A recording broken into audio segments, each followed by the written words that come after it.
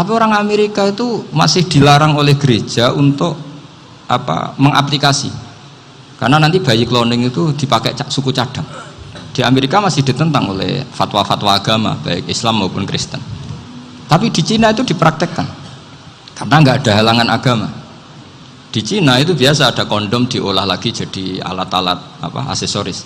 Di Amerika tidak ada karena masih ada agama, masih ada larangan. Kemudian tentang Pak Ahmad Siddiq saya tahu banyak karena dulu saya masih ingat, ini sekaligus ijazah pada cucu-cucunya. Kalau sama anaknya tidak berani saya. Sama cucu-cucunya. Saya masih ingat Pak Ahmad Siddiq itu sangat loyal sama yang namanya negara. Kita tahu beliau adalah termasuk orang yang bintang ketika Muktamar Situbondo, ketika NU pertama kali nerima asas tunggal yaitu Pancasila. Kayak apa ulama-ulama kita ya, mulai Mbah Ahmad Siddiq, Mbah Ali Maksum, Gus Dur, Mbah As'ad, semuanya termasuk Mbah Mun, semuanya loyal sama negara sehingga NU menerima asas tunggal. Itu saya masih ingat karena bapak dulu perwakilan dari NU cabang Lasem. Beliau pernah ngundang Mbah Ahmad Siddiq di sini, zaman itu zaman Pak Dzufar, ikut ngundang ke sini bapak saya. Itu saya menangi beliau ngisi pengajian di hallnya buyut saya, Mbah Umar bin Arabi. Jadi saya ini zuriyahnya Mbah Umar bin Arabi sama dengan keluarganya Ki Hamid Pasuruan. Itu beliau cerita bahwa kemenangan Islam itu tidak harus kita yang menang kangelan. Kadang Allah bikin orang lain yang kangelan, kita yang ikut menang. Jadi dulu kata beliau banyak ulama ketika kita diserang Jepang, saya masih ingat, saya karena pas itu ikut ke Lasem karena saya santri sarang, Mbah Mun ngisi di Lasem, saya ikut di Lasem karena saya masih keluarga. Itu ulama-ulama itu mimpi dibacakan ayat ghulibatir rum fi adnal ardi wa hum min ba'di ghalabihim sayaghlibun fi bid'i sinin lillahil amru min qablu wa min ba'du wa yawma idzi yafrahul mu'minun. Itu dulu itu ada pertarungan besar antara kerajaan Romawi dan kerajaan Persia. Kita tahu Romawi itu Nasrani. Saya ulang lagi, Nasrani. Nasrani itu percaya adanya Allah, adanya Tuhan, dan percaya adanya kitab samawi. Sementara musuhnya itu Persia, orang yang tidak bertuhan, tidak berdasar kitab samawi. Ketika Persia mengalahkan Romawi itu orang Islam ikut susah karena terus dibully sama orang-orang kafir Mekah. Orang kafir Mekah adalah orang yang tidak punya kitab samawi. Katanya orang kafir Mekah, iku lho balamu jute duwe kitab jarene dihubungan mbek langit, nyatane perang keok, paling kon ya podo. Jadi ada analogi bahwa kalahnya orang Nasrani itu dianggap simbol kekalahan orang yang bertautan atau berhubungan dengan langit. Akhirnya orang Islam susah. Saking susahnya orang Islam sampai Abu Bakar itu tanya, ya Rasulullah, lalu orang Romawi menang itu kapan? Terus ada surat turun fi bid'i sinin, ya kira-kira 3. Abu Bakar pas itu belum alim-alim amat, jadi ngartikan 3 itu ya 3 betul, sehingga beliau masyhur itu cara Jawa totoan itu kimar, pokoknya nanti Romawi pasti menang 3 tahun lagi. Akhirnya ketika datang itu taruhannya dengan 10 unta, datang ke Rasulullah, Nabi menjelaskan, loh ndak, bid'u itu mabena salas ilatis itu 3 sampai 9, kamu jangan bilang 3. Ya sudah, taruhannya ditambah sampai 100 unta, tapi pembuktiannya enggak 3 tahun tapi nunggu 9 tahun. Sampean jangan tanya, berarti dulu pernah taruhan halal. Zaman sebelum ngaji saya sampean sudah sering taruhan, jadi jangan nyalahkan saya. Nanti itu ada ilmunya, namanya nasah mansukh. Dan taruhannya Abu Bakar tidak kayak sampean, taruhan yang sangat-sangat demi Islam, bukan demi hadun nafsi. Betul, ketika tahun ke-7 orang Islam itu menang. Gila ya, tahun 9 itu umat Islam menang. Menangnya umat Islam mengalahkan musyrik Mekah itu di Badar. Romawi mengalahkan Persia. Gara-gara Romawi mengalahkan Persia itu cara berpikir orang tuh rubah. Ternyata langit itu ada, kekuatan langit itu ada. Sehingga meskipun akhirnya orang Kristen bilang ada Trinitas, terus mereka keliru dalam mengartikan Isa, tapi ada sekian nabi yang mereka sebut dan mereka hormati. Ada sekian kesamaan. Sehingga dalam Islam, saya ulang lagi, dalam Islam, andai kan disuruh milih orang komunis sama orang Nasrani, Islam tentu sama-sama kerjasama, milih sama yang Nasrani, karena ini ahli kitab. kerjasama loh, bukan milih menjadi Nasrani. Nanti kalian salah paham, senangannya terus bully. Itu semangatnya pasti hasut ya. Nah, terus lalu relevansinya dengan Indonesia gimana? Wa yauma idzi yafrahul mu'minun, ketika orang Romawi yang punya kitab samawi mengalahkan Persia yang tidak punya kitab samawi, itu orang Islam ikut bunga, ikut gembira. Itu semua kiai banyak yang mimpi seperti itu. Ini cerita Pak Ahmad Siddiq, saya dengarin itu. Ternyata betul, Jepang itu nggak dikalahkan Indonesia. Jepang, Hiroshima dan Nagasaki dibom oleh apa? Sekutu. Akhirnya Jepang pulang. Pas Jepang pulang, Indonesia merdeka. Itu dulu kiai-kiai sudah nakwil bahwa menangnya Indonesia itu tidak harus mengalahkan penjajah. Pokoknya nanti penjajah ada yang mengalahkan. Jadi orang Islam zaman itu tidak bisa mengalahkan Persia. Yang mengalahkan itu Romawi. Tapi orang Islam ikut gembira. Itu sebenarnya wa yauma idzi yafrahul mu'minun binasrillah. Jadi orang itu cara berpikir Quran itu beda. Sehingga saya ini cerita ke cucu-cucu Mbah Siddiq karena ya nasabnya sama sampai saya, karena sama-sama sampai Mbah Sambu. Bedanya keluarga saya lewat Mbah Abdul Azim, kalau yang keluarga sini lewat namanya Mbah Yusuf. Itu saudara sama Mbah Abdul Azim, sama-sama sampai Mbah Sambu. Tapi keinginan saya tentu bukan sekedar silaturahim gagah-gagahan diceluk Gus. Celuk Gus repot. Nak ora alim ra pantes. Nak beling ra pantes. Salam template 1.000 jaluk swarga. Kok mentalan yang 1.000 jaluk. Kamu nginep di hotel 100.000 itu tidak cukup, apalagi untuk bayar apa? Surga. Itu nggak sopan sekali. 1 juta ya nggak bisa itu. 100 juta juga nggak jelas juga. Terus sampai mendingan nggak usah salam template.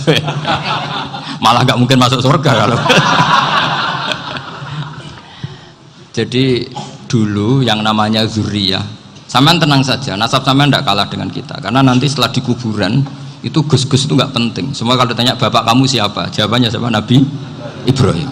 Sudah parmin parlan hilang semua, sudah aman pokoknya nanti. Karena kalau nanti ditanya malaikat bapak kamu siapa, jawabnya Nabi siapa? Ibrahim. Makanya saya tuh pemuja Allah yang serius. Sampean ya pemuja Allah, tapi kan kadang kurang alim. Saya ini pemuja Allah serius. Saya itu kalau ngaji, ya ngaji biasa belajar, itu sering nangis seneng. Misalnya saya baca tadi, Miftahul Jannah la ilaha illallah, luang kunci kok dikasihkan. Kita ini masuk neraka gak pantas, enggak bawa kuncinya kok masuk. Harusnya kita ini masuk surga, kita kan pegang kunci surga, gak pegang kunci neraka. Maka aneh kalau kamu masuk neraka itu aneh. Coba kita pegang kunci surga apa kunci neraka? Tapi kadang teman saya suon rokok rano kunci ini. Karena tidak ada pintunya. Terus saya bilang, kamu kok tahu? Memangnya mau ke sana, kata saya. Saya tidak punya rencana tahu neraka. Karena nanti di antara syafaatnya Quran itu orang kalau mau masuk neraka tidak jadi.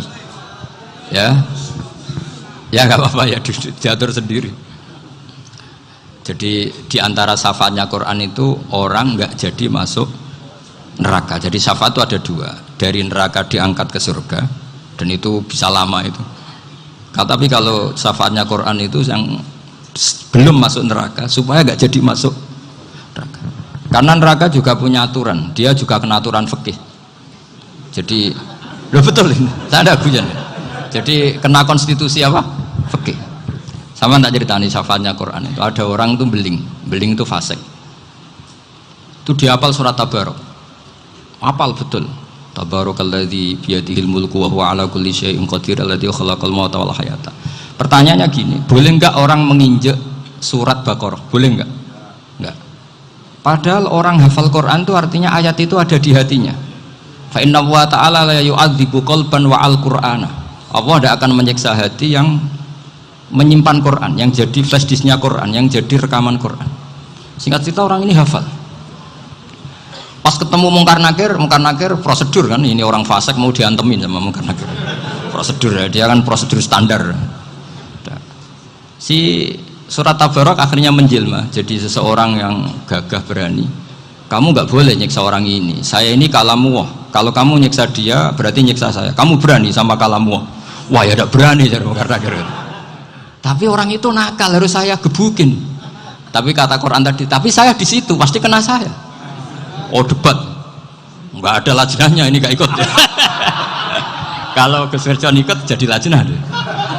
Kalau jadi lajnah pasti kroninan, kalau santrinya dimenangkan nanti. Akhirnya debat. Ya sudah, kita ketemu Allah. Akhirnya Mungkar Nakir sama Quran tadi surat Tabarok datang sowan sama Allah. Terus kata Allah, memangnya kenapa Mungkar Nakir? Saya harus nyiksa dia karena dia fasik ya Allah. Memangnya kenapa surat Tabarok? Saya ada di situ. Menurut aturan orang tuh nggak boleh injak-injak Quran. Kalau dia nutuk saya, nutuk Quran, itu harus dikasih tahu fikihnya Mungkar Nakir. Akhirnya Allah ngendikan gini ke surat Tabarok, ya sudah terserah kamu. Kalau terserah kula Gusti, Mungkar Nakir gak boleh nyentuh orang ini. Ya sudah selamat. Sehingga terus itu sama baca di termasuk mukjizatnya surat Tabarok di tafsir Ibnu Katsir banyak. Karena tadi logikanya malaikat itu juga kena aturan fikih. Sehingga banyak ulama termasuk Said Muhammad ngendikan pertanyaan Mungkar Nakir itu tidak semua orang kena. Kalau semua orang kena, nanti kalau tanya Nabi Muhammad, waman Nabi Yuga, kacau kan jamnya. Nabi kamu siapa? Lu saya ini Nabi. Ya kan? Lah nanti kalau pas ketemu Nabi Ibrahim, waman Abuka, jadi repot kan? Makanya ada kiai yang guyon kalau ditanya, merebuka, saya ini guru tauhid sembrono. Saya ini ngajar Ummul Barohin, kamu tanya merebuka. Masyhur itu keramatnya Imam Malik itu. Ada Ashabu Malik, rajulun min ashabi Malik, beliau ditanya Mungkar Nakir marabbuka manabiuka. Imam Malik datang, ini seumur-umurnya itu ngajar tauhid. Kok kamu bedai enggak sopan kamu. Dan kita berharap barokah sampean ngaji nanti itu. Yes. Malaikat itu anak sungkane itu. Jadi dan saya meskipun guyon itu serius. Bedanya orang alim sama ndak itu di situ. Kalau orang alim itu guyon itu masih bener, masih serius. Coba saya bacakan ayatnya. Ala inna auliya Allahi la khaufun alaihim wa lahum yahzanun. Terus lahumul busyra fil hayatid dunya fil akhirah. Artinya kalau Mungkar Nakir dengan penampilan garang gitu, berarti ada ketakutan apa enggak? Ada. Padahal ciri utama walinya Allah tidak ada ketakutan. Makanya itu termasuk dalilnya Sayyid Muhammad, tidak semua orang alami seperti itu karena wali-wali itu la khaufun alaihim wa lahum yahzanun. Wa ana kiai ketemu karena kerja wedi wedek. Iku dreseke ora kok pertanyaan tok, nek konan santri piye? Lho isen wis kiai dihanjuti Mungkar Nakir. Malu gak kira-kira? Mesti plengaan konan santri piye?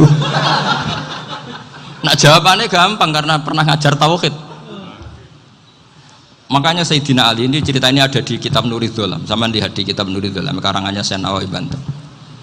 Itu Sayyidina Ali itu ya, andekan orang biasa mungkin ya agak-agak hasut, tapi ini wali gak boleh kamu katakan hasut. Dia itu mangkal sama Umar. Orang kok setiap orang pernah dibentak, apa dia berani bentak Mungkar Nakir? Penasaran dia. Bagaimana perangnya Umar itu berlanjut enggak gitu kira-kira. Akhirnya minta, ya Allah saya minta kasyaf. Ya karena yang minta Sayyidina Ali karena mau wajah dituruti sama kasyaf. Dilihat Sayyidina Umar pas meninggal itu. Jadi hasud itu ya kadang penting asal baik. Loh betul, bahasa Kanjeng Nabi kadang la hasada illa fisnaten. Itu Nabi bahasakan ya hasad.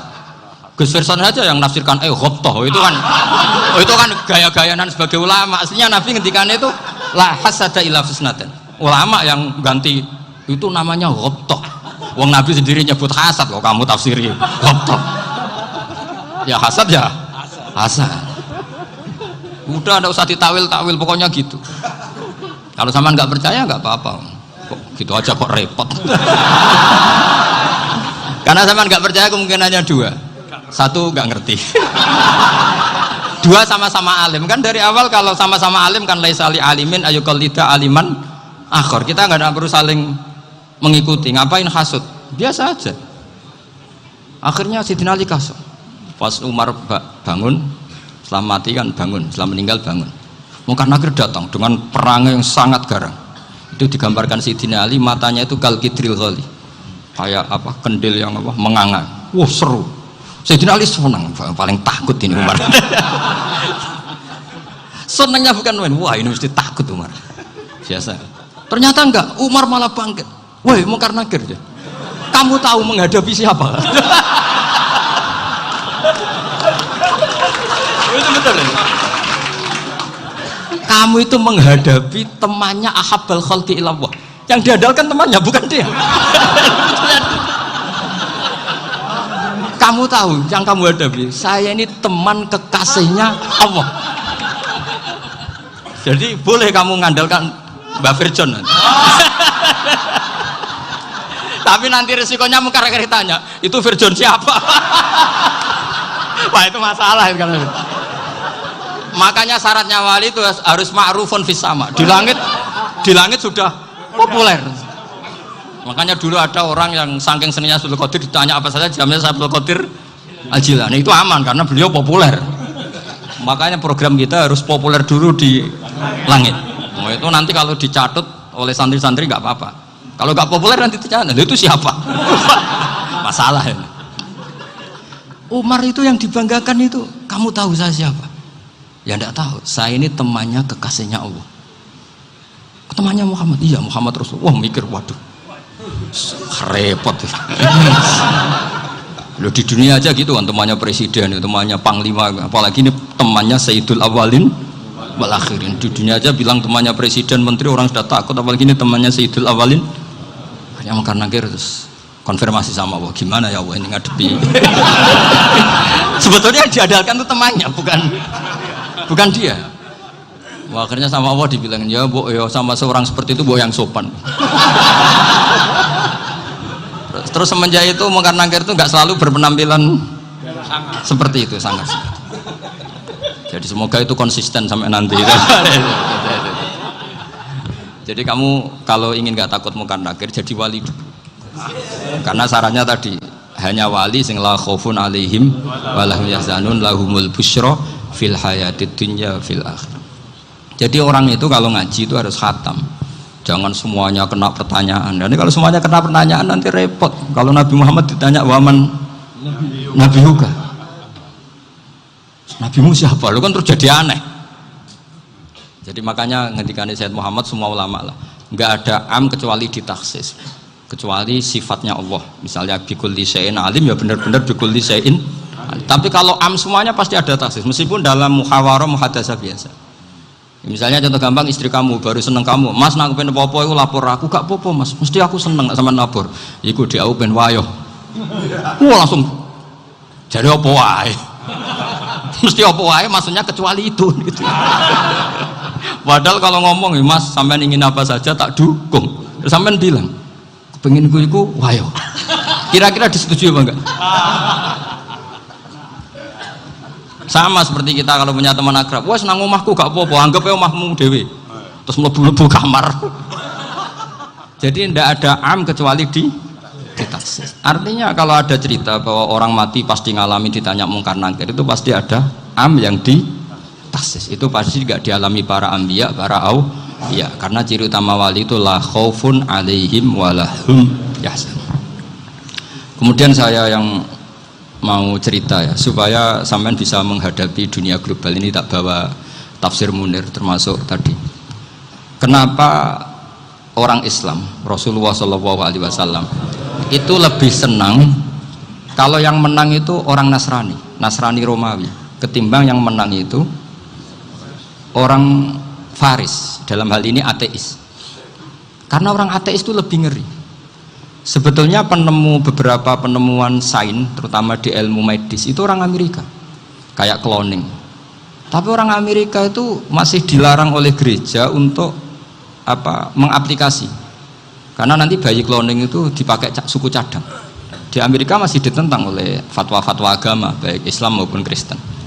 Tapi di Cina itu dipraktekkan, karena nggak ada halangan agama. Di Cina itu biasa ada kondom diolah lagi jadi alat-alat aksesoris. Di Amerika tidak ada karena masih ada agama, masih ada larangan. Sehingga orang Islam itu lebih takut kalau yang menang itu Persia, karena terus cara berpikir ternyata Tuhan itu tidak ada, langit nggak ada perannya. Jadi ketika yang menang Nasrani masih berpikir itu pertolongan Tuhan, meskipun mungkin cara mengatakan Tuhan beda dengan kita. Tapi ada satu kesamaan bahwa kekuatan samawi itu ada. Jadi disebut ghulibatir rum fi adnal ardi wa hum min ba'di ghalabihim saghlibun. Di sini diterangkan oleh Syekh Nawawi supaya kamu tidak salah paham. Sebetulnya saya kamu katakan misalnya wah itu paham liberal, sebenarnya saya tidak tersiksa. Cuma takut yang mengatakan seperti itu cek goblokir atau ngaji gitu. Itu aja masalah saya. Ini saya baca ini karangannya Syekh Nawawi karena tadi kata Mbah Firjon ngaji itu harus sama orang yang bersanad. Saya ini kalah sama beliau itu berkali-kali. Secara nasab saya harus manggil Mbah. Secara silsilah ilmu saya juga kalah lagi. Saya sering disewani sama cucu-cucu Syekhona Khalil. Kiai Siddiq itu termasuk murid dekat beliau Syekhona Khalil. Kalau itu berarti kan Gus Firjon, Ahmad, terus Mbah Siddiq. Mbah Siddiq ngaji Syekhona Khalil. Syekhona Khalil itu pernah ngaji langsung sama Sayyid Zaini Tahlan. Berarti beliau dari Sayyid Zaini Tahlan itu baru generasi kelima. Sementara saya itu sudah ke-7 atau ke-6. Saya, Mbah Mun, Mbah Karim misalnya, Mbah Hashim, Mbah Mahfud Termas, Sayyid Abi Bakar Sato yang ngarangnya Anatul Thalibin, baru Sayyid Zaini Tahlan. Berarti saya ke-7, kalah lagi. Tapi untuk jadi wali biasanya cepat saya. Karena syaratnya jadi mbah itu ngalah demi putu. Jadi kalau beliau ngotot, saya dulu Gusti, saya mbahnya. Wah itu mbah yang nggak baik. Pasti jatahnya dikasihkan apa? Cucunya dulu. Makanya Abdul Muthalib itu orang yang dapat wangsit, tapi yang jadi nabi itu cucunya. Jadi dalil saya banyak. Sebenarnya Abdul Muthalib itu sudah sering dapat wangsit. Karena saya bahasakan wahyu, Nabi yang protes, enggak nabi kok dapat wahyu. Tapi sebetulnya Abdul Muthalib itu masyhur. Kalimat-kalimatnya menunjukkan bahwa beliau itu sudah dapat wahyu kalau nanti cucunya itu jadi apa? Nabi. Makanya senangnya bukan main Abdul Muthalib sama Rasulullah. Putu seneng, mbah seneng putu. Jadi mungkin, jadi sampean enggak usah protes loh. Yang jadi wali kok cucunya. Dulu betul. Dulu Mbah Hamid Pasuruan itu kalau Mbah Ahmad Siddiq ke sana, Mbah Hamid Pasuruan kalau manggil Mbah Ahmad Siddiq itu paman. Tapi pamannya minta ijazah ke ponaan. Apa ya gara-gara itu memang. Kalau itu masih berlaku apa? Ngalah tadi. Kayaknya masih apa? Hawane masih. Hawane masih. Karena melihat tren-tren langit masih gitu kayaknya masih. Masih itu. Ya, tapi banyak tetap dapat jatah, tenang saja nanti. Tapi memang sebaiknya mbah itu legowo. Rasulullah Muhammad SAW itu terkenal min dzurriyyati Ibrahim. Tapi kata Rasulullah, ana dakwatu Ibrahim wa bisyaratu Isa. Aku nganti ngene iki barokah dongane Nabi siapa? Ibrahim. Jadi dongane Nabi Ibrahim ya tiba teng putu. Jadi banyak bukti bahwa jatuhnya ke putu gitu. Tadi saya di kamar sama beliau berduaan. Nih Mbah sing dadi wali di sini, aku webang. Cocokan tadi. Nah, kenapa saya akhir-akhir ini gulirkan daftar wali? Kenapa? Saya ini resah ya, orang sudah ingin dicintai pejabat, dicintai tetangga, dicintai teman. Tapi kadang-kadang orang lupa lagi dicintai Allah. Makanya saya meskipun guyon, tapi ini amdan, bukan sahwan. Supaya orang punya cita-cita lagi jadi wali, ingin dicintai Allah. Kita ini terlalu lama ingin dicintai makhluk. Mbok ya naik kelas sedikit lah. Ingin dicintai Allah Subhanahu wa Ta'ala. Meskipun saya guyon, tapi tadi guyon saya tuh lebih serius ketimbang serius Anda. Karena tak pikir. Saya tuh kalau pergi itu seneng ngebis, bukan karena saya tidak punya mobil, tapi saya sering mau butuh itu supaya nggak diganggu. Karena saya tuh harus punya waktu sendiri. Kalau bis kan ketemu orang nggak kenal, tapi sekarang ya agak susah, banyak yang kenal. Dan susahnya lagi nggak minta ijazah, minta foto. Repot tuh. Mau dibenci itu umatnya Rasulullah Shallallahu Alaihi Wasallam. Mau disetujui itu sanatnya mana? Kalau ketemu orang alim minta apa? Foto. Itu nggak ada sanatnya. Nggak tahu saya itu mazhab dari mana itu. Ya mazhab milenial yang jelas itu kan. Ini tak baca ya biar dapat, karena ini kenangan saya sama Mbah Ahmad Siddiq. Saya masih ingat betul beliau ngisi hallnya Mbah Abdullah bin Umar, berarti abahnya Mbah Hamid. Karena mbah saya itu Fatimah binti Khalid bin Umar, kalau Mbah Hamid itu Hamid bin Abdullah bin Umar.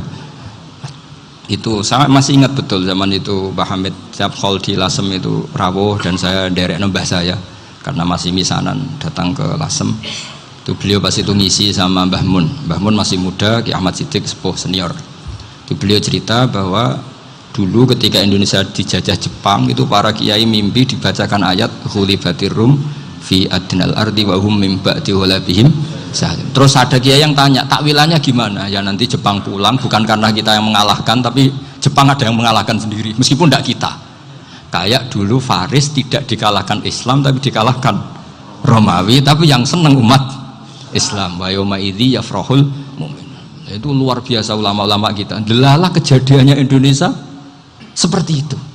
Yaitu kita tidak mengalahkan Jepang, tapi Jepang pulang sendiri karena dikalahkan apa? Sekutu. Ya ini saya baca. Ini tidak usah dicek bacanya benar apa enggak. Sudah aman, apa? Aman. Karena kalau saya salah itu ya sengaja. Artinya ya sengaja saja. Ya biasa maksudnya. Saya kemarin ngisi di Pondok Peloso, di Pondok Al Munawir Jogja. Salah itu ada dua. Ada salah memang benar-benar salah. Itu nggak apa-apa, bisa dimakfu. Karena mesti sangke wong goblok salah yang terus itu. Ada salah bawaan ilmu, itu repot tuh dadan ini. Karena misalnya kita yang biasa belajar qiraah safah wayah sibuhu, mesti diulang lagi wayah sabuhu. Karena qiraahnya Imam Asim itu hasibah yah sabu bifathis sin. Sementara kita kalau ngaji kitab kulino yahsib. Sehingga kita yang biasa belajar safah itu kalau baca kitab itu kayak orang bingung. Kadang-kadang yang ngaji juga bingung. Gus Pak mau di bulan pilih ini. Ya tepat-tepatan. Ada yang mengatakan Gus Pak bingung, ada yang mengatakan Gus Pak alim alama. Ya tepat-tepatan nasib. Karena memang ya safah memang seperti itu. Misalnya kufuan. Kufuan itu Imam Asim baca kufuan, tapi beliau punya murid namanya Syu'bah, itu kalau baca kuf'an. Makanya kita itu, ini kan khataman Quran ya, jadi saya menyinggung sedikit tentang qiraah safah. Tadi beliau juga sudah tak kasih kitab saya Hifdzuna Liyadal Mushaf. Sama tak ajari latihan safah, memang angel ya. Makanya yang nggak bisa itu wong pinter, sudah tahu angel ya nggak usah diteruskan kan. Orang menghindari barang angel itu pinter apa goblok? Pinter. Berarti wong goblok pinter. Saya tuh makanya sama orang goblok tuh respect. Jadi orang alim tuh angel apa gampang? Angel. Menghindari barang angel pinter apa goblok? Loh, orang menghindari barang angel pinter apa goblok? Pinter. Berarti wong goblok pinter. Jadi saya sama orang-orang goblok itu respect. Sudah tahu jadi orang alim angel ya barang angel ya harus dihindari. Makanya saya ini insya Allah umatnya Nabi yang termasuk yang terbaik. Amin.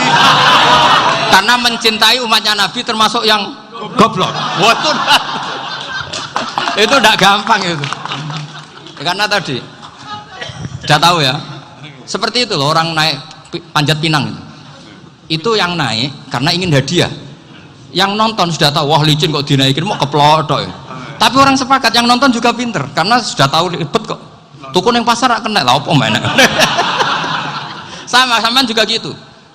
Ngalim tafsir angel, ngalim fikih angel, tak karek ngaji ngerekam kan gampang. Itu pintar apa goblok? Pintar. Iya. Makanya kula niku mbok burohno ngono tok.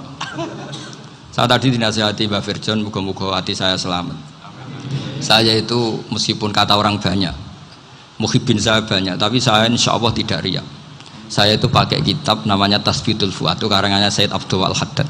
Ketika beliau punya muhibbin banyak ditanya, bagaimana ya Habib Anda menjaga hati Anda? Jamnya Said Abdul Haddad itu unik. Innama azzamu Allah. Mereka itu sebenarnya menghormati Allah. Cuma butuh sarana, dan itu saya. Jadi saya tahu sampean semua itu mencintai Quran, mencintai sunnah Rasul, mencintai hadis-hadis Rasul. Cuma sampean kan karena nggak paham, terus manfaatkan saya. Jadi sebenarnya saya ini korban. Korban. Jadi saya mau riak gimana? Korban kok mau. Bangganya di mana tuh? Coba sampean misalnya ngaji tafsir, belajar sendiri kan susah. Terkibnya susah, maknanya susah. Bahkan beli kitabnya kadang tidak kuat. Loh, untuk jadi alim tafsir itu kan harus beli kitab. Loh, saya sering belajar kitab itu jutaan. Tafsir Tobari, saya pernah beli kitab Fakhrur Razi itu berapa coba? 27 jilid. Karangannya Fakhrur, belum karangannya ulama modern, Imam Sa'rawi. Itu berapa jilid? Itu jutaan.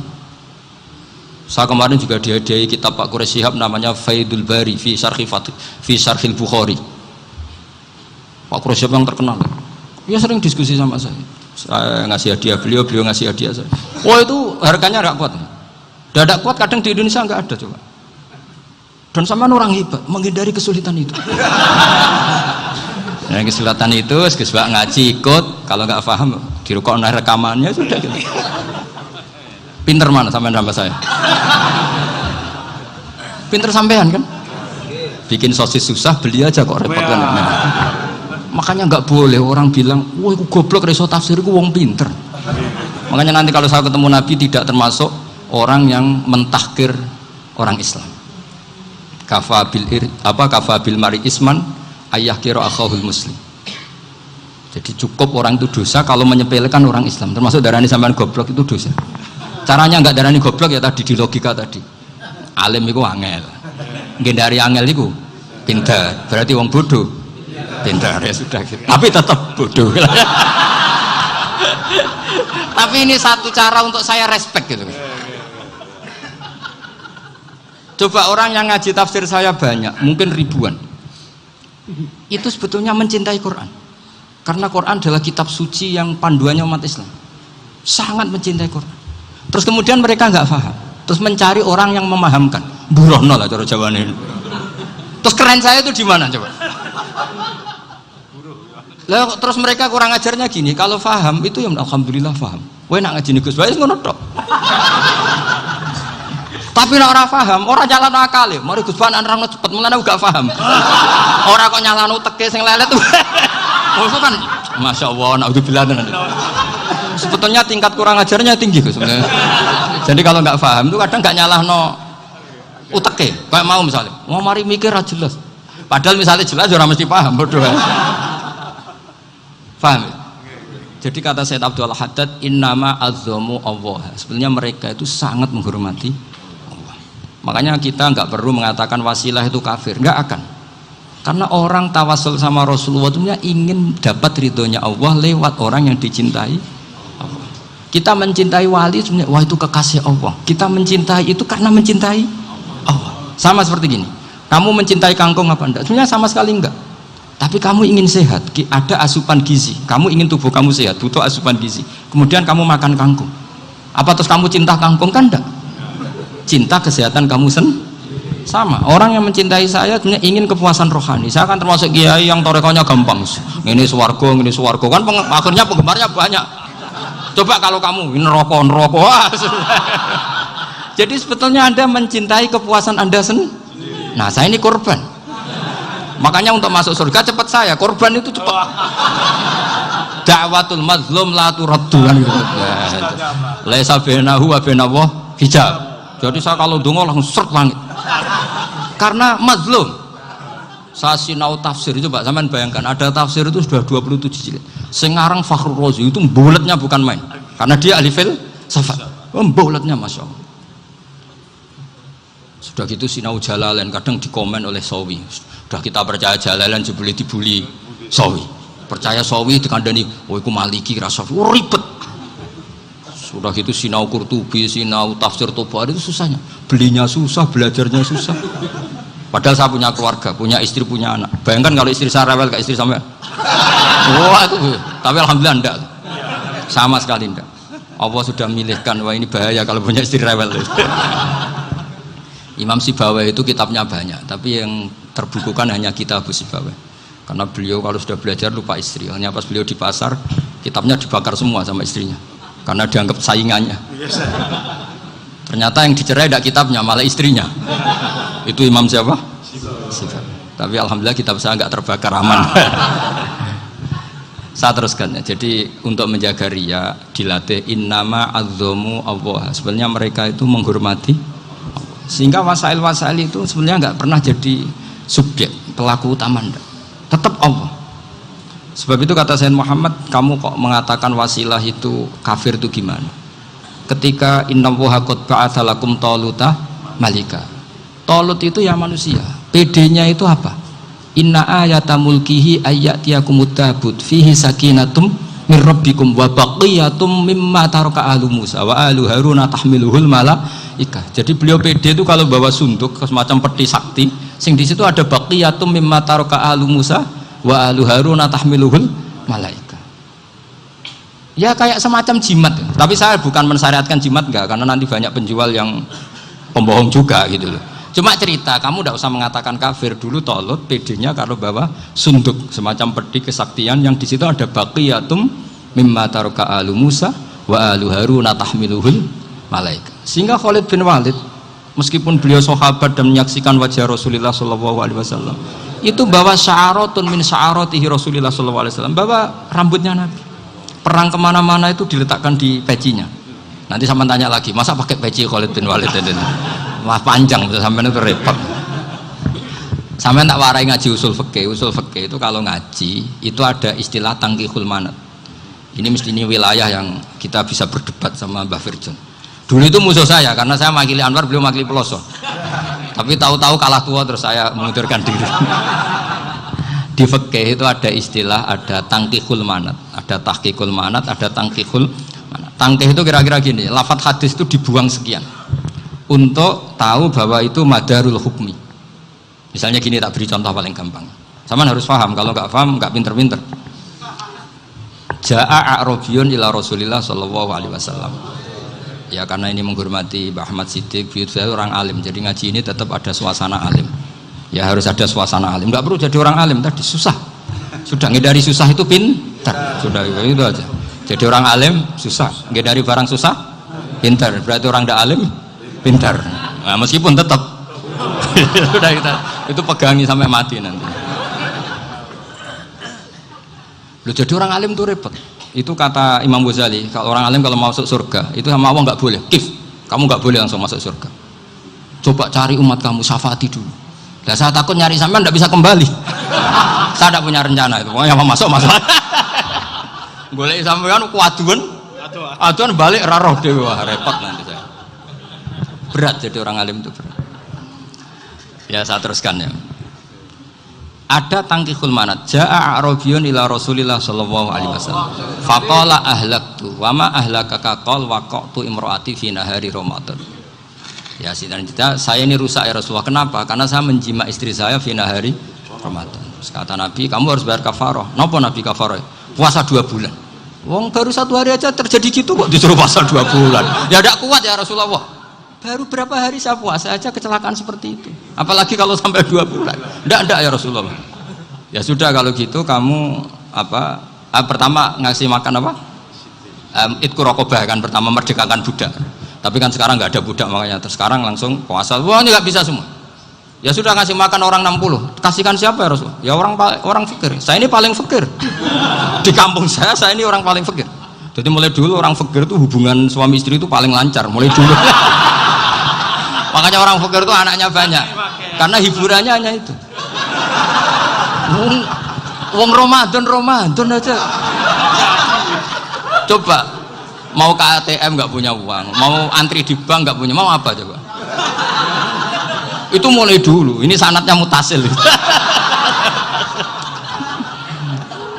Wah, akhirnya sudah sanksinya kan tadi ya itqu raqabah atau puasa 2 bulan berturut-turut atau ngasih makan 60 orang miskin. Lalu kata ahli usul fikih, kata a'rabi dibuang, nggak menjadi catatan hukum. Orang kota pun kalau melakukan itu juga kena sanksi yang sama. Imro'atau juga dibuang. Andai kan itu dilakukan untuk amatnya juga ketentuannya sama. Nah sekarang perdebatan antara Imam Syafi'i dan Imam Malik begini. Sekarang pertanyaan gini, jima istri itu hukumnya boleh apa haram? Boleh kan? Lalu kalau ada orang tanpa udzur kemudian makan siang-siang, cara Imam Malik hukumnya sama, harus kena sanksi yang sama. Karena sama-sama hadku hurmati Ramadan bi ghairi uzrin syar'iyyin. Sama-sama merusak hukum Ramadan tanpa udzur syar'. Lo jima itu tidak zina. Kan hukumnya jaiz.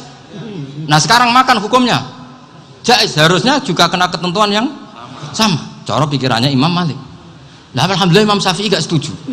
Wah, cara setuju repot.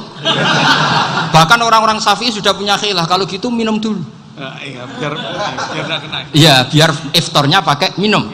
Setelah minum baru jima kan. Ya. Ini sudah menyiapkan khilafnya. ini khas Syafi'i ini, bongsong rekayasa hukum. Nanti bisa belajar jauh cara ngakali hukum.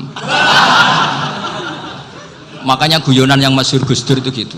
Ada seorang kiai atau Gus lah, ya punya salah, namanya manusia kan punya salah, entah cangkruk entah apa, pokoknya punya salah. Ada wartawan yang ngiranya semua kiai itu orang suci, sehingga tanya sama Gus Dur, Gus itu ada kiai kok ya pokoknya salah lah ya. Tapi jangan bayangkan dosa besar, enggak, kecil-kecil aja. Itu gimana itu? Padahal kiai kan orang suci. Jawabnya Gus Dur lucu. Ya justru yang boleh salah itu para kiai. Kalau kamu nggak boleh. Loh, kok bisa Gus? Karena mereka tahu caranya tobat. Repot. Kalau kamu nggak tahu caranya. Sama pelanggaran hukum itu ya harus pakar-pakar hukum. Itu yang tahu caranya rekayasa. Kalau kamu ya kena pasal kan ya. Jadi kamu jangan niru saya ini punya sekian cara untuk nah, itu namanya khilah. Makanya kata Sayyid Muhammad, kamu tidak usah anti khilah, karena Abu Hanifah itu membolehkan khilah, kitabul khiyal. Yang penting kamu soleh dulu, setelah soleh nanti Allah maklumi. Soleh dulu, syaratnya soleh dulu. Kalau tidak soleh jangan. Contohnya gini, ada orang mau puasa lemes sekali, mau makan gampang. Kalau langsung makan kan kayak hadku hormati Ramadan biwiri udrin sarian. Aku langsung mau jembera sowan Mbah Firjon. Sudah status saya apa? Musafir. Ya sudah, berangkat aja sampai Tuban makan. Nanti kalau nggak jadi ya nggak apa-apa sudah. Kan mulai pergi sudah musafir. Saya tidak tahu nanti malaikat tertarik gebuki nggak tahu. Tapi itu ada khilahnya. Asal soleh lah. Karena kata Sayyid Muhammad dan semua kitab mengatakan itu. Kalau sama nggak tahu ya kebablasan. Nabi Ayub, nabi yang terkenal Gudiken itu siapa? Ayub ya. Nah, itu yang Israiliyatnya akan seru lah. Gudiken dikukur bek kreweng itu terlalu lah kalau itu. Untuk kreweng konti ning Arab ora ono kreweng itu sudah masalah itu. Singkat cerita, Nabi Ayub ketika diasingkan kaumnya itu kan nggak punya sumber makanan. Lah orang lelaki itu mulai dulu egois. Istrinya Nabi Ayub itu cantik sekali, udah cantik, rambutnya bagus. Makanya kamu nggak usah tanya kenapa istrinya kayak banyak yang cantik. Ya, nah warasatul anbiya nggak boleh gitu. Kalau nggak cantik ya warasatul anbiya dari segi balak. Istrinya Nabi itu semuanya cantik. Nggak usah tanya sebabnya apa, pokoknya gitu, semuanya cantik. Singkat cerita, beberapa kali istrinya Nabi Ayub itu kerja demi bisa nafkahi Nabi siapa? Suatu saat itu tidak ada pekerjaan yang cukup untuk beli roti. Satu-satunya peluang dapat rezeki itu putrinya raja itu rambutnya berondoli. Terus ada sayembara siapa yang rambutnya bagus mau dibeli. Sampai rambutnya istrinya Nabi Ayub itu dijual. Nabi Ayub tersinggung karena itu mengurangi kecantikan. Jadi lelaki mulai dulu gitu. Udah nggak urun kalau istrinya nggak cantik itu komplain. Itu khasnya lelaki. Jadi kalau kamu gitu ada sanadnya juga, tenang saja ya. Komplain ya pegawaian itu. Saking mangkelnya Nabi Ayub terus ngendikan la adriban naki mi'ata sautin. Kamu akan saya pukuli dengan mi'ata sautin atau dengan 100 cambukan. Atau mi'ata dikhtin atau mi'ata apalah sesuai konteks zaman itu. Engko nak muni pecut tuku konti kok ribet lagi. Singkat cerita akhirnya ketahuan bahwa istrinya menjual itu demi Nabi Ayub. Allah nggak ridho kalau kekasihnya yaitu istrinya Nabi Ayub wis perjuangan kayak gitu malah kena hukuman. Tapi Allah juga nggak ingin kekasihnya yang bernama Ayub melanggar sumpah. Padahal beliau sudah sumpah, wallahi demi Allah nanti tak pukul dengan 100 kali. 100 kali dengan lidi lah misalnya, contoh yang gampang tuh lidi. Akhirnya sama Allah dikasih satu solusi. Wa khud biyadika dikhtan fadrib bihi wala tahnas. Ya sudah, lidi itu ikat jumlahnya 100. Terus pukul sekali saja. Anggap saja sudah 100. Iku pangeran sing wari ngakali ngono iku pangeran. Tapi syaratnya soleh. Syaratnya soleh. Jadi kalau kamu anti khilaf berarti anti ajarannya Allah di ayat itu. Wa khud biyadika dikhtan fadrib bihi wala tahnas. Itu dulu ada, ini cerita di Ithaf. Ini cerita terakhir. Ini sudah, sama jangan tambah sudah. Terus pengumuman tadi yang nggak pernah sepuh ngutang saya itu haram tadi. Karena tadi saya punya kewajiban di rumah yang bisa menggugurkan ya kewajiban yang lebih besar. Lebih besar itu ya tadi bisa pernah guru, pernah sepuh. Yang jelas nggak umur. Umur sampean menangkap itu. Tua serepot itu. Ada raja itu ganteng kaya, senengannya nikah perawan cantik. Itu semua kampung mesti kenal. Mungkin digilir atau gimana pokoknya. Suatu saat ada pemuda suka sama perempuan yang di kampungnya, cantik sekali. Kemudian pemuda ini ternyata pekerja di kerajaan itu. Tiap hari ditanya, wah itu yang di kamu yang cantik siapa? Mau saya nikahin gini. Wah bahaya ini saingannya raja. Jadi yang dibidik pemuda tadi itu saingannya. Si raja ini orang yang namanya raja kan gengsinya tinggi. Kaifatang kihuha wa qad ra'aitu qad qabbalaha rajulun. Kok mbok nikah piye? Saya tuh pernah melihat dicium lelaki. Wah, gak mau. Gak gelem wis kadung ditambung lan wa qad qabbalaha rajulun. Saya pernah melihat sendiri qabbalaha rajulun, dicium oleh lelaki. Wah, sudah gak minat raja langsung gak keren. Suatu saat pemuda tadi nikahi perempuan itu.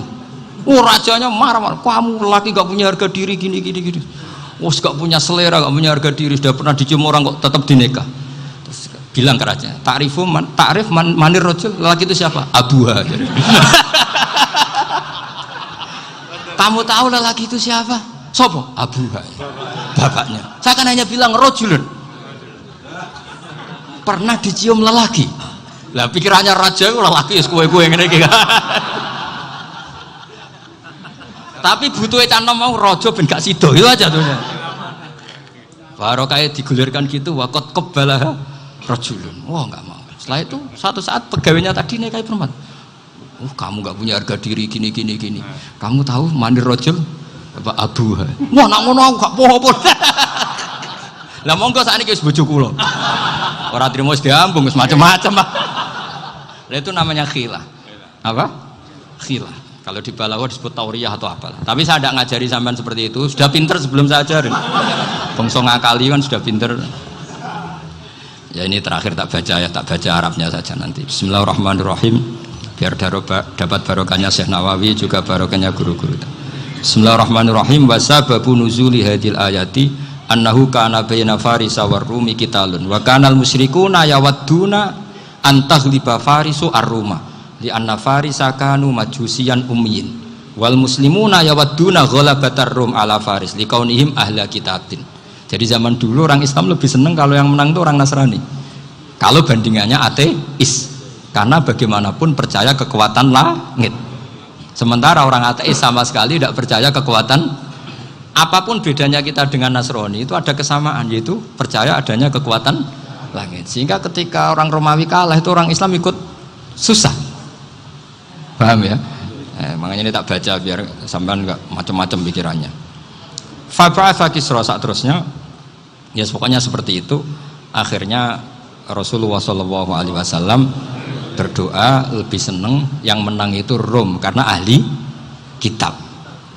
Artinya apa? Kemenangan ahli kitab adalah kemenangan makhluk atau hamba Allah yang mentautkan kekuatan kita di bumi dengan kekuatan langit. Jadi yang dikatakan mukjizat itu seringnya kan dikasih definisi satu pertunjukan yang di luar kemampuan manusia. Sehingga tongkat Nabi Musa membelat laut merah disebut apa? Mukjizat. Ontanya Nabi Soleh keluar dari batu disebut apa? Terus lucunya disebut alasannya karena manusia tidak mampu. Memangnya manusia mampu bikin onta normal yang lewat indukan? Mampu enggak? Enggak. Artinya umatnya Rasulullah lebih sering melihat kekuatan Allah Subhanahu wa ta'ala kulla waqtin wa hinin, setiap saat, karena cara berpikir sudah dibenahi Al-Qur'anul Karim. Paham ya? Maka untuk jadi wali umatnya Nabi itu lebih mungkin karena melihat kedahsyatan Allah setiap saat. Tidak usah nunggu sesuatu yang super kayak apa? Kan filakil bahri, sebagaimana laut terbelah oleh tongkatnya Nabi siapa? Musa. Terus ketiga, kalau logika mukjizat gini itu terus menerus seperti yang dialami Nabi Musa, resikonya adalah umat selalu menuntut hal yang aneh-aneh dan melupakan hal yang pokok. Itu lebih bahaya lagi. Misalnya begini contoh gampang, kita ini hidup di bumi setelah sampean belajar ilmu falak atau astronomi atau belajar geologi, planet yang sebesar ini apa, semuanya itu sudah maha dahsyat. Gara-gara kita berpikir butuh kejadian yang aneh, ya gara-gara ingin kejadian yang aneh, mungkin lama-lama Anda ingin cari model hewan yang kepalanya itu di pantat, baru percaya kudrahnya Allah. Lama-lama kamu jadi dukun, seneng ular yang berkepala manusia, itu baru dahsyat. Nanti menjadi klinik. Makanya kritiknya ulama, mukjizat itu tidak perlu dituruti. Karena kalau dituruti itu bahaya bagi kelangsungan kenormalan kita. Makanya kata Abdul Hamid Khan, termasuk kitab yang saya kagumi. Kata beliau begini, yang menjadikan orang kafir adalah dia nganggep kudrohnya Allah Ta'ala itu bergantung sesuatu yang dasar. Dia nggak sadar bahwa keseharian dalam hidupnya semuanya pertunjukan kudrohnya Allah Subhanahu wa Ta'ala. Kayak tadi saya contohkan nyamuk tadi, inna woha la yastahi ayyadriba masalam ma, terus terusannya ba'udotan fama foko. Kayak apa susahnya bikin nyamuk?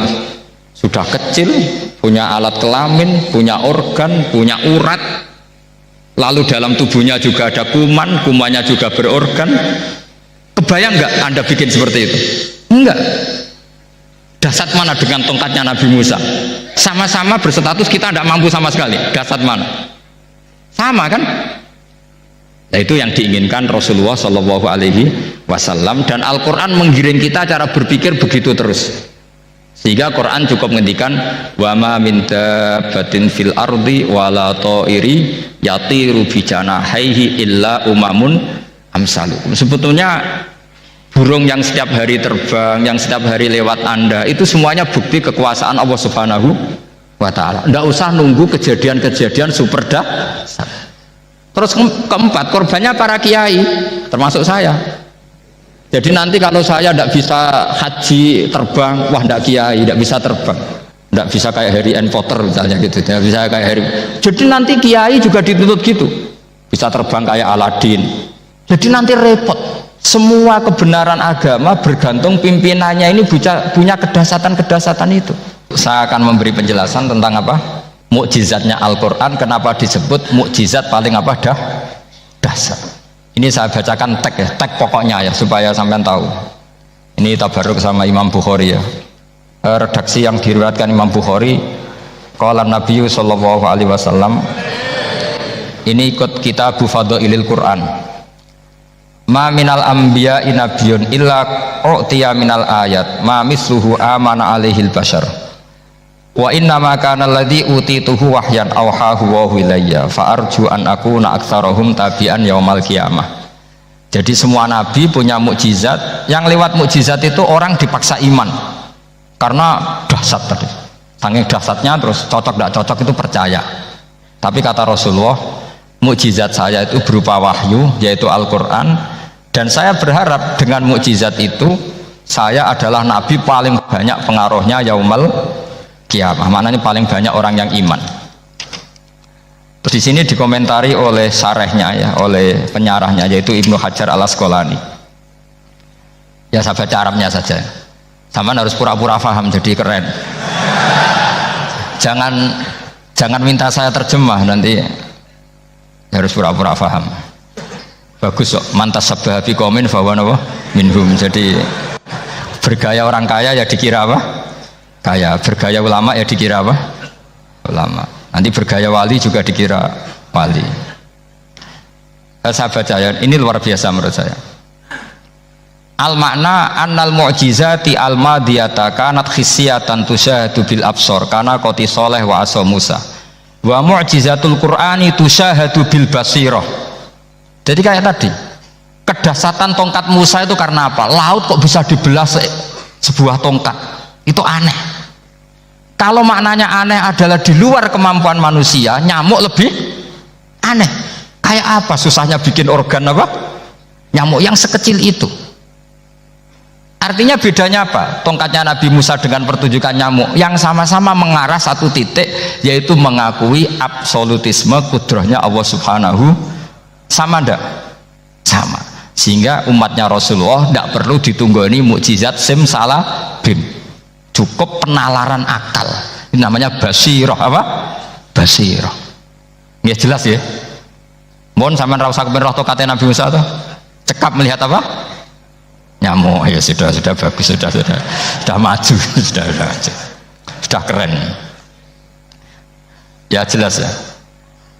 Li'annal ladzi yushahadu bi ainir ra'si yang qaridu bin qiradi musyahidihi walladzi yushahadu bi ainil aqli baqin yushahiduhu kullu man jaa ba'dal awwali mustamirron. Sesuatu yang dipertontonkan lewat sesuatu yang fisik kayak tongkat Nabi Musa, itu yang percaya langsung tentu yang melihat. Setelah itu ada yang percaya, ada yang enggak. Bisa saja itu hoax, bisa saja macam-macam. Tentu yang nggak percaya tentu salah ya, kita sepakat. Tapi tetap saja yang nggak menyaksikan itu bisa saja nggak percaya, paham ya? Tapi logika kedahsyatan nyamuk, siapapun yang punya nalar percaya.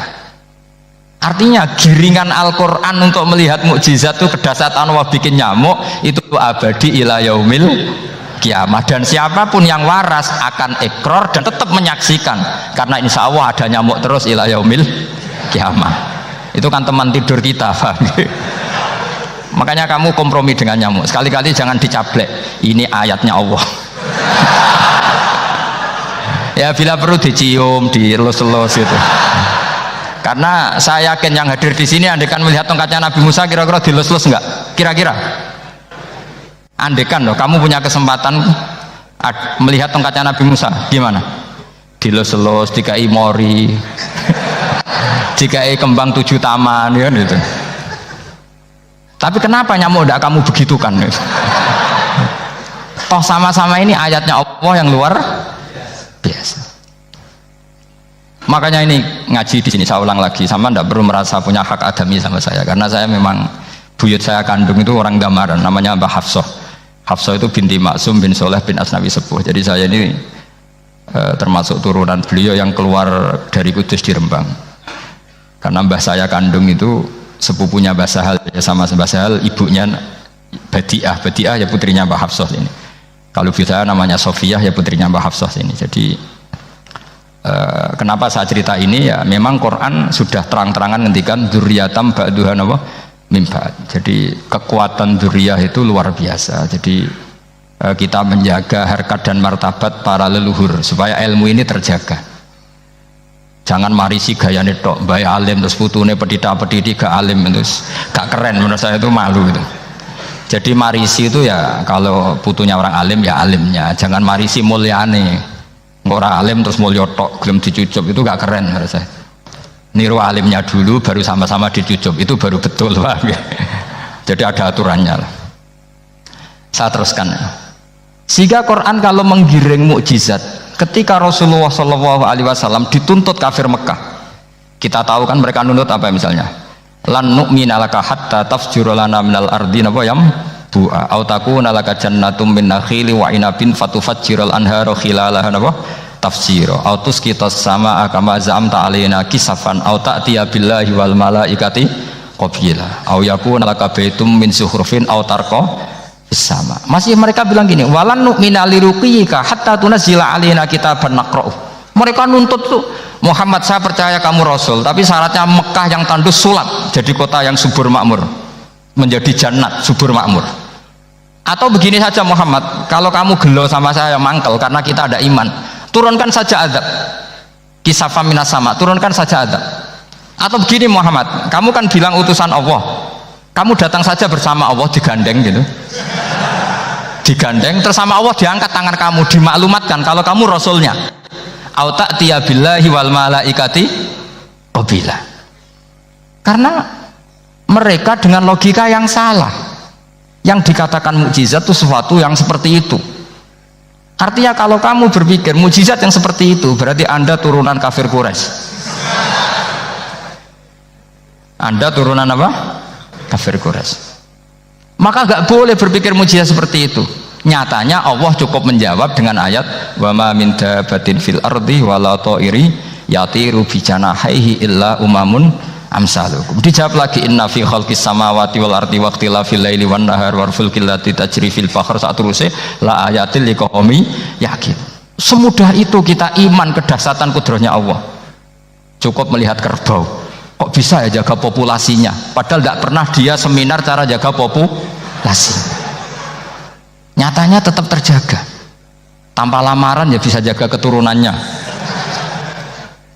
tanpa sesar ya anaknya lancar, tanpa sesar kan artinya mereka bisa, karena di sini ada kudratullah. Ada apa? Ada kudratullah. Nah kalau iman seperti itu Anda baru betul, yaitu yang disebut Allah ya tanazzalul amru bainahunna li ta'lamu annallaha ala kulli syai'in qadir wa annallaha qad ahata bi kulli syai'in ilma. Semua urusan di alam raya ini hanya Allah ingin mempertontonkan bahwa saya kuasa. Jadi tidak perlu nunggu yang aneh-aneh.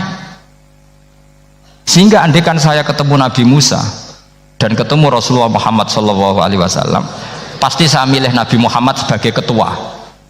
Karena Nabi Muhammad yang bikin sarana iman dengan sarana yang seluas-luasnya, dan sarana ini tidak habis dan ada di mana saja, yaitu sarana ikrar bahwa Allah kudroh, dan kudrohnya tanpa batas. Nabi bikin sarana apa saja, melihat langit, bumi, lautan, nyamuk, hewan, semuanya sarana untuk ikrar kudrohnya Allah Subhanahu wa ta'ala. Sementara Nabi Musa mempertontonkan hanya nunggu mukjizat sing khariqun lil adat. Paham ya? Makanya wajar kalau Nabi bergelar Afdolul Ambiya Sayyidul Awalin wal Akhirin, karena memang lebih efektif cara menggiring supaya orang iman. Sekarang sudah tahu kenapa Nabi jadi Sayyidul Awalin wal Akhirin? Sudah ya? Mungkin kemarin-kemarin tahu tapi gak tahu logikanya. Pokok iman selewat ke musola ngaji iman, itu iman yang kurang betul itu, karena tanpa nador. Itu namanya taklid yang statusnya mukhtalaf alaih, masih disidangkan di MK. Paham ya? Iman jadi iman taklid itu iman yang masih disidangkan oleh para ulama. Ada hakim yang bilang sah, ada hakim bilang tidak sah. Tanya anak-anak Qudsiyah, imanul muqallid itu mukhtalaf alaih apa mujma' alaih? Mukhtalaf alaih. Kalau imanu ahli nadhar mujma' alaih. Insyaallah barokahnya ngaji ini semuanya min ahli nadhar, apa? Min ahlin. Jangan amin sudah jadi, ini sudah jadi ini. Kalau amin kan masih berdoa, bisa makbul bisa ndak. Nggak boleh iman kok, ayo iman kepada Allah dan Rasul, amin, nggak boleh. Sesuatu yang pasti nggak boleh diamini, itu kan jadi kacau nanti. Harus bilang apa? Sami'na wa ta'na. Nanti lama-lama kamu disuruh Allah, ayo sholat, amin. Nggak boleh. Jadi amin itu ada aturannya. Tapi bukan berarti saya nyalahkan jenengan, enggak. Ya memang salah gitu. Jadi kan, ya usah disaya, memang statusnya salah. Ya saya ulang lagi ya. Berarti Rasulullah adalah Rasul yang sukses membuat sarana orang kembali ke Allah, mengakui kudrohnya Allah dengan sarana apa saja. Melihat rumput, melihat hewan, dan hewan itu ya apa saja. Dabah itu apa saja. Hewan yang melata di bumi apa saja, semua bukti kudrohnya Allah. Bahkan Rasulullah sukses membiarkan umatnya nggak ditunggui beliau tetap iman, mergo ditunggui konsep sing super gini kok Al-Qur'anul Karim. Jelas ya? Tapi caranya memahami ya seperti yang saya terangkan ini. Ya saya baca lagi ya, yang jadi annal mu'jizati, pakai jama' mu'annas salim, annal mu'jizati al-madiyata, mukjizat-mukjizat yang sudah kelewat itu kanat khisiatan, bersifat fisik, tusyahadu bil absor, hanya bisa dilihat dengan mata kepala, karena qoti soleh wa aso Musa, wa mu'jizatul qur'ani tusyahadu bil basirah. Sementara mukjizatnya Quran disaksikan dengan mata hati, dan setiap orang punya mata hati. Fayakunu man yattabi'uhu li ajliha aksar li anna alladhi yushahadu bi ainir ra'si yang qoridu bin qiradi musyahidihi walladhi yushahadu bi ainil aqli baqin yushahiduhu kullu man ja'a ba'dal awal mustamirron. Sesuatu yang dilihat dengan mata kepala, setelah para saksi ini meninggal, maka setelahnya mencari-cari, bisa percaya bisa enggak. Tapi mukjizat yang disaksikan mata hati, siapapun percaya dan sampai ila yaumil kiamat. Dan tentu Quran lebih unggul dalam hal ini, dan insya Allah kita semua adalah ahli Quran, yaitu harus punya kesimpulan falam mata bayyana lahu qala a'lamu annallaha ala kulli syai'in qadir. Sebagian ayat walita alamu annallaha ala kulli syai'in qadir wa annallaha qad ahata bi kulli syai'in ilma. Itu kenapa mukjizatnya Quran dasar. Itu yang gampang-gampang ya, melihat nyamuk, unta, kerbau itu yang gampang. Anda tak naikkan kelas sedikit menjadi agak ilmiah. Misalnya begini, kamu ahli falak. Misalnya kamu ahli falak. Misalnya kayak Batu Rehan ya. Itu pasti tahu kalau matahari dan rembulan dibikin Allah itu asyamsu wal qamaru bi bahwa matahari dan rembulan dibikin ini untuk hisab. Walladzi ja'ala syamsa diya'a wal qamara nuran wa qaddarahu manazila li ta'lamu 'adadas sinina wal hisab. Sehingga ketika ternyata betul samsiyah bisa dihitung menjadi tahun samsiyah yang oleh bahasa milenial disebut Masihiyah. Sayyidina Umar agak tersinggung. Sebetulnya yang namanya hisab itu tidak ada hubungannya dengan Masehi dan Hijriyah, itu tidak ada. Semua berdasar matahari atau apa? Rembulan. Lah sialnya yang samsiyah ini oleh bahasa internasional disebut apa? Masihiyah. Makanya Sayyidina Umar marah terus bilang, ya sudah kalau gitu Qamariyah bikin apa? Hijriyah. Jadi itu sebenarnya nama politik. Sebetulnya kalau objektif yang jadi ukuran ya samsiyah sama Qamariyah. Berhubung ini sudah diambil tetangga partai sebelah, akhirnya ya kira-kira gitu loh. Jadi kira-kira seperti itu. Akhirnya kita namanya apa? Hijriyah, apa samsiyah sama apa? Hijriyah. Sebetulnya yang asli ya samsiyah, Qamariyah. Tapi nggak apa-apa lah. Dunia itu mesti ada politiknya. Lah yang repot orang-orang fanatik hukum pakai bahasa nasional itu repot. Jadi misalnya kematian Yesus Kristus itu mesti Batu Rehan kan nggak percaya. Akhirnya ditambahi kematian Sibeh. Karena kalau bilang iya kan percaya, makanya ditambahi apa? Sibeh. Karena menurut orang Islam berkeyakinan Nabi Isa itu nggak terbunuh, maka ditambahi apa? Sibeh. Saya dulu pernah usul, karena beliau itu kalau manggil bahasa itu bude, jadi saya pernah sowan usul. Mbak ditulis gini saja, Mbak. Kematian Yesus dalam kurung katanya. Tapi mungkin terlalu vulgar ya, jadi akhirnya dibikin apa? Sibeh ya? Di kalender Kudus kan apa? Sibeh ya, ditambahi Sibeh. Ya nggak apa-apa lah, yang penting keyakinannya masih benar gitu, jadi masih benar. Kalau usulan saya terlalu ekstrim, masa dikasih apa? Katanya.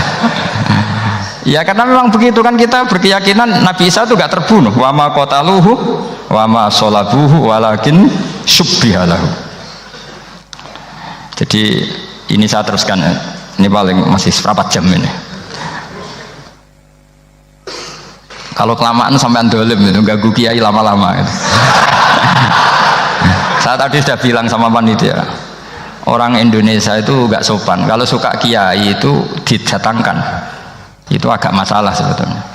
Dalam etika itu masalah.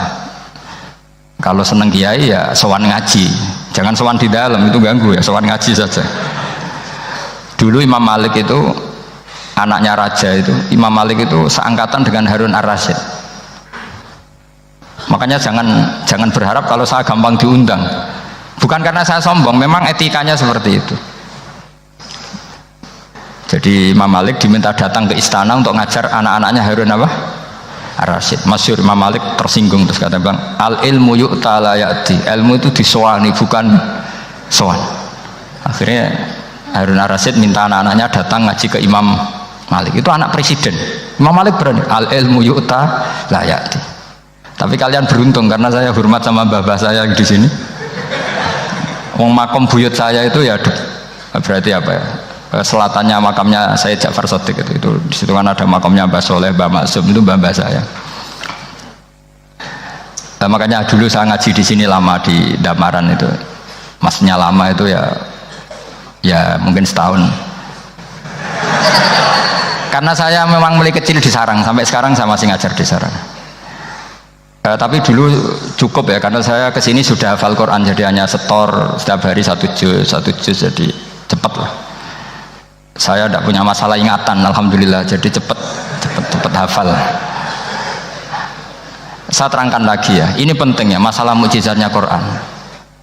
Selama ini orang tuh mau bilang kok mukjizatnya Quran itu dahsyat, tapi nggak bisa menerangkan, itu masalah. Makanya kita harus bisa menerangkan mukjizatnya Al-Quran dahsyat itu apanya.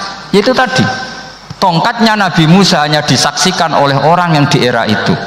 Toh tujuannya mukjizat adalah diakui kemudian orang menjadi iman. Lalu Rasulullah Shallallahu Alaihi Wasallam beliau sudah intaqala ila rafiqil a'la.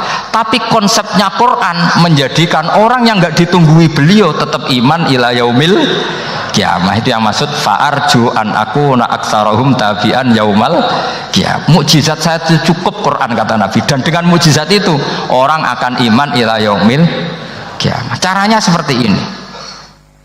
Karena tadi sedasat-dasarnya mukjizat tujuan utama orang terdikte supaya ikrar ngakui kudrohnya Allah. Lah ngono kok ngenteni tongkat sakti lah opo, cukup deloknya mau. Paham ya? Jelas ya? Alhamdulillah mau naik kelas ini sudah benar, ini sudah benar. Terus kedua begini, kedasatan Quran lagi. Quran itu bisa merunut, mentartibkan logika. Bahkan logika ini logika yang universal. Siapa saja merasakan logika itu. Misalnya begini, dulu orang kafir itu punya Tuhan banyak. Tentu yang dipertuhankan yang mana? Yang dipertuhankan itu banyak. Karena pikiran mereka urusan banyak, problem banyak, ya Tuhannya harus banyak. Ada BPKB 3D kan, istri cerewet, macam-macam lah itu kan. Problemnya banyak, maka Tuhannya harus banyak. Karena Tuhan itu maknanya penyelesai masalah. Sehingga kalau masalahnya banyak, Tuhan harus banyak. Ketika Rasulullah membawa konsep satu Tuhan, mereka janggal. Makanya mereka bilang, aja'alal alihata ilaha wahida inna hadza lasyai'un ujab. Masa Tuhan satu? Ini aneh, nggak bisa. Tuhan harus banyak karena masalah kita banyak. Itu terpatri di otak mereka, terpatri. Lalu Nabi dengan santai diajari Allah menerangkan, andaikan kalian punya majikan banyak dan perintahnya beda-beda, kamu suka enggak? Ya enggak suka, mat, enggak enak. Punya majikan banyak itu udah enak. Milih mana majikan banyak sama satu? Satu aja, mat. Tuhan kamu adalah majikan kamu. Kalau banyak kamu bingung. Ya mat, satu aja mat. Itu segampang itu. Jadi menggiring, Tuhan itu kan bos kita, tuan kita. Kalau banyak berarti yang memerintah kita banyak, dan bisa konflik bos-bos kita ini karena berebut anak buah tadi. Akhirnya mereka, kalau kamu punya majikan banyak dan perintahnya beda-beda, semuanya minta dilayani, kamu pusing enggak? Ya pusing, mat. Minta mana? Majikan banyak sama satu? Satu saja Muhammad. Ya Tuhan kamu adalah atasan kamu, maka harus satu. Mereka faham. Oke, mat, Tuhan satu.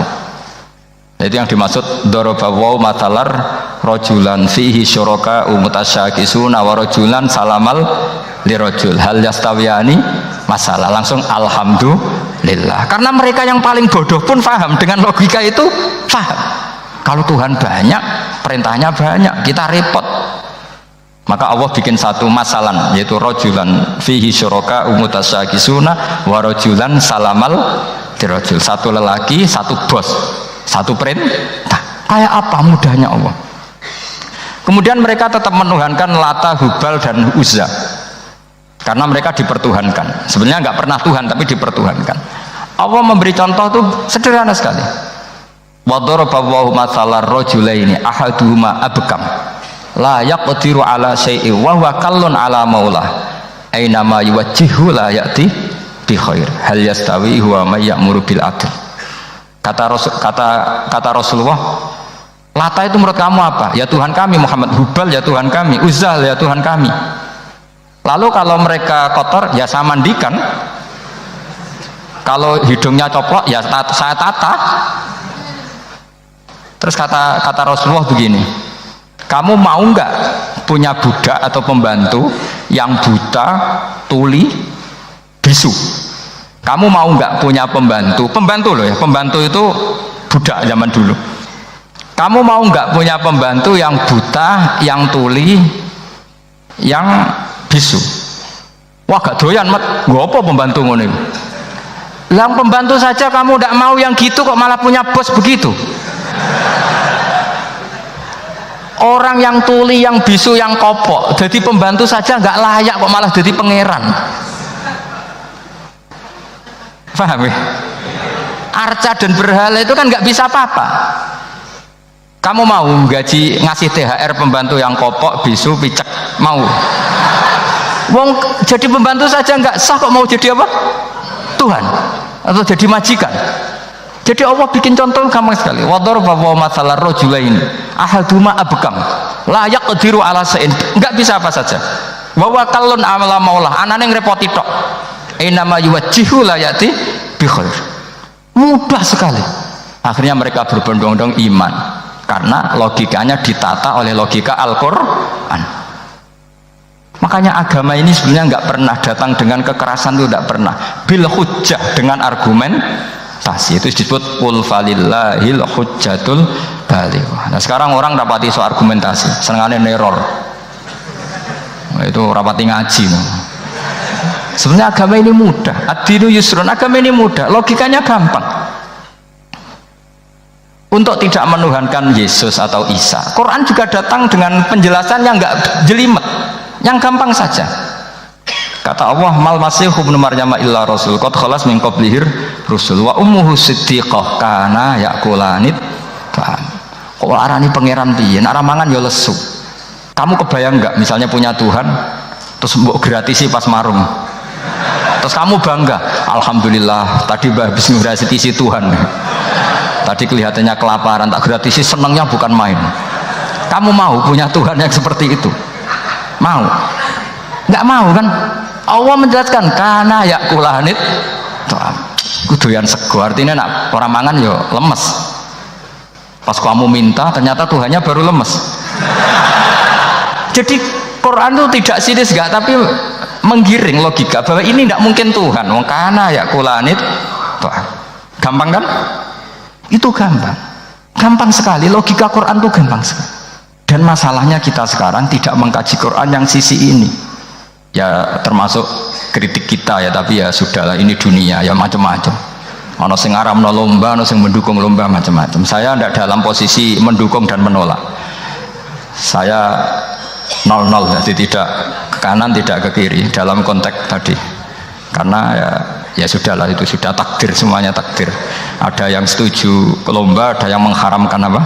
Lomba. Tapi sebetulnya kalau kita berpikir Quran diturunkan ya untuk yang saya terangkan ini, menjaga logika agama al-hujjah al-balighah ila yaumil kiamah. Karena kita tidak perlu tongkat lagi Nabi Musa, nggak perlu ontanya Nabi Soleh, cukup dikawal aturan-aturan iman yang cukup mudah dan kita temukan di mana saja ayat-ayat itu, yaitu wa ma min dabatin fil ardi wala ta'iri yatiru bi janahihi illa umamun amsalukum, atau inna fi khalqis samawati wal ardi, dan seterusnya. Nah, cara berpikir gimana Gus? Gampang tadi. Kalau tongkat Nabi Musa membelah laut adalah hal yang kita tidak mampu, memangnya kita mampu bikin langit bumi? Tidak mampu kan? Berarti ini sudah cukup menjadi ayat kekuasaannya apa? Jelas kan? Maka mukjizat Quran ini mengawal umatnya Rasulullah SAW ila yaumil kiamat dengan logika seperti itu. Saya ulang lagi, dengan logika seperti itu. Maka ulama nggak boleh berhenti seperti saya ngomong terus seperti ini. Makanya ngendikane Allah, lam yakunil ladzina kafaru min ahlil kitabi wal musyrikina munfakina hatta ta'tiyahumul bayyinah. Bayyinah itu apa? Rasulun minallah yatslu suhufam mutahharah. Orang kafir semuanya, kata Allah, baik berkategori kafir musyrik maupun kafir ahli kitab, itu tidak akan tercerabut dari akar kesalahan mereka, dari cara berpikir mereka, hatta ta'tiyahumul bayyinah, sehingga datang satu kejelasan yang jelas welo-welo. Itu apa? Rasulun minallah yatslu suhufam mutahharah, yaitu rasulnya Allah yang membaca sahifah-sahifah suci, manane Al-Qur'an. Untuk menafikan ketuhanan berhala, ketuhanan Yesus, kita cukup dengan konsep Quran. Kayak tadi, kana yakulanit, termasuk untuk menafikan Tuhan balita, paham ya? Tuhan apa? Fir'aun. Ini contoh terakhir, sampai siap-siap saja selesai. Karena saya memang mau selesai ini, bukan guyon, memang mau selesai. Karena menurut saya mukjizatnya Quran itu jelas. Jadi diterangkan seperempat jam ya jelas, 10 menit ya jelas. Kalau kamu butuh lama, berarti kamu menyaksikan kejelasan Al-Quran, dan itu kriminal besar ya. Kalau nggak boleh dibahasakan murtad besar, ya kriminal apa besar. Nggak, ini nggak guyon, betul itu. Saya tadi mau nyontohkan apa tadi? Tuhan balita ya. Fir'aun itu berdebat sama Nabi Musa. Singkat debat begini, Kalau nggak salah di juz 19, kalau nggak salah di surat Syu'ara. Dicari sendirilah. Pertama ditanya gini, Musa kamu kesini ada apa? Ya bawa konsep Tuhan. Yang jelas itu tidak kamu ya. Lalu Tuhan kamu siapa? Rabbus samawati wal ardi, yang menuhani langit dan bumi. Si Fir'aun masih berkelit. Begini, soal yang di bumi, saya jalan-jalan kemana-mana, setahu saya yang jadi Tuhan saya. Ma'alim tulakum min ilahin apa? Ghairi, di mana-mana yang dituhankan saya. Soal kemungkinan di langit begini, tunggu saya. Terus di Haman dipanggil, ya Haman ibnili sorqal ali abluhul asbab as-samawati fa'attali'a ila ilahi Musa. Haman, bikinkan saya piramida yang tinggi. Saya mau lihat Tuhannya Musa, apa betul ada? Padahal andaikan terjadi piramida kan Tuhan pun nggak bisa dilihat. Wong sampean yang wali saja tidak bisa melihat. Wali tadi yang sing disakeni Allah tadi itu aja nggak bisa melihat. Apalagi Fir'aun. Akhirnya Nabi Musa sadar bahwa logika itu tidak masuk ke Fir'aun, nggak masuk. Padahal ada pengawalnya banyak. Dan karena semua Nabi fatona itu ibarat mobil ganti gigi, ganti argumentasi. Gini saja, yang menuhani leluhur kamu, mbah-mbah kamu, itu sontak kaget Fir'aun. Pengawalnya ya kaget. Oh iya, kalau Fir'aun ini Tuhan, mbah-mbahnya tanpa Tuhan. Kan Tuhannya datang terlambat. Berarti mbah-mbahnya dulu itu tanpa Tuhan, karena ini ada Tuhan balita tadi itu. Akhirnya hampir separuh, mungkin hampir semua pengawalnya Fir'aun itu iman semua. Meskipun yaktumu imanahu, ini yang diceritakan Quran, wa qala rajulun mu'minun min ali fir'auna yaktumu imana. Karena runtuh semua logika Fir'aun sebagai Tuhan itu runtuh. Hanya dengan logika kalau kamu Tuhan, lalu mbah kamu Tuhannya siapa? Fir'aun mangkel. Wah bahaya logika Musa, tangkap Musa, gak debat lagi. Kayak apa mudahnya logika Quran untuk menafikan ketidaktuhanan Fir'aun. Yaitu mengatakan Rabbukum wa Rabbu abaikumul awwali. Karena dikatakan Tuhan langit, Fir'aun masih berkelit. Nanti dulu saya mau bikin piramida, mau saya lihat ada enggak Tuhan kamu. Nabi Musa langsung ganti gigi, yang nuhani mbah-mbah kamu. Orang kan berpikir, ini kalau Tuhan betul, lalu orang-orang dulu Tuhannya siapa? Kan Tuhannya datang terlambat. Nah itu lagi-lagi, dan kita baca Quran itu ila yaumil kiamah. Makanya tidak ada umatnya Rasulullah SAW kemudian imannya itu ada syak, nggak ada sama sekali. Karena dzalikal kitabu la raiba fihi mir rabbil alamin. Ya, mohon cekap ya. Ampun gampang dong. Masalah sama kalau masalah. Jadi karena kebenaran Quran itu adhar wa adhar, sangat jelas. Sehingga nggak perlu butuh orasinya saya. Sebenarnya nggak perlu. Saya yakin sampean sebelum saya terangkan ya sudah iman, sudah betul. Ini kan akal-akalan saja saya dimanfaatkan. Karena ya menurut saya itu ya sudah adharu min samsi dhahira kalau dalam bahasa Arab. Kebenaran sejati itu lebih jelas ketimbang matahari di siang hari, karena ya tadi logika. Ya saya tambah satu contoh lagi, semoga ini selesai betul. Kemudian Quran misalnya gini, sampai tak bedai, kamu bisa melihat itu karena apa? Ini misalnya apa? Kertas yang saya bawa ini kan kuning, kamu bisa melihat itu karena apa? Mata kan? Nah itu masalah. Karena melihat kamu dengan mata, sekali ini tak tutupi, kamu tidak tahu. Atau kamu jauh menjadi tidak tahu. Karena mata bisa terhalangi oleh jauh atau tertutupi. Beda dengan Allah. Allah itu kalau merumuskan tahu itu bukan karena melihat, karena menciptakan. Makanya Allah bilang ala ya'lamu man khalaqa. Apakah tidak tahu orang yang membuat? Misalnya ini, kertas ini kuning. Sama saya tak tutup begini. Kemudian kitab ini tak tinggal, saya datang ke Jakarta. Saya tetap tahu nggak kalau dalam ini ada kertas kuning? Tahu, karena saya yang menciptakan. Paham ya? Kamu bangun satu bangunan, di dalamnya ada besi ukuran sekian. Di situ kamu menyimpan emas setengah kilo. Setelah kamu pergi kemana-mana masih tahu nggak? Tahu, karena kamu yang menciptakan. Sehingga ketika kita janggal, masa Allah pirsa semua alam ini? Logikanya gampang, masa yang bikin tidak tahu. Makanya Allah bilang ala ya'lamu man khalaqa. Ya saya kira demikian. Assalamualaikum warahmatullahi wabarakatuh.